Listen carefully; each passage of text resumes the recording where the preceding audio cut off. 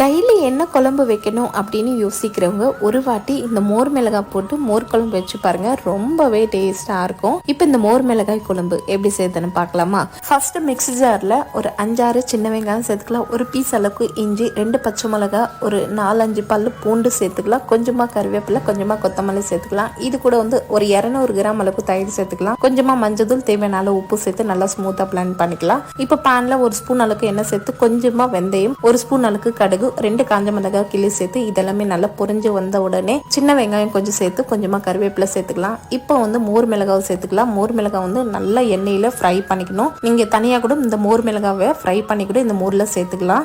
இப்போ மிக்ஸி ஜார்ல அரைச்சு வச்ச மோரும் சேர்த்து 1/2 ஸ்பூன் அளவுக்கு ஜீரகம் பொடி சேர்த்து நல்லா கலந்து விட்டுக்கின்னு லைட்டா இந்த மாதிரி கொதி வரும்போது ஸ்டவ் ஆஃப் பண்ணிட்டு கொஞ்சமா கொத்தமல்லி சேர்த்து நல்லா கலந்து எடுத்துக்கணும். சூடான சாதத்துல இந்த மோர் குழம்பு ஊத்தி இந்த மோர் மிளகாவை நல்லா அழுத்திட்டு சாதத்துல பிசைஞ்சு சாப்பிட்டா அட சொல்லவே தேவையில்லை, ரொம்ப டேஸ்டா இருந்ததுங்க. கண்டிப்பா ட்ரை பண்ணி பாருங்க.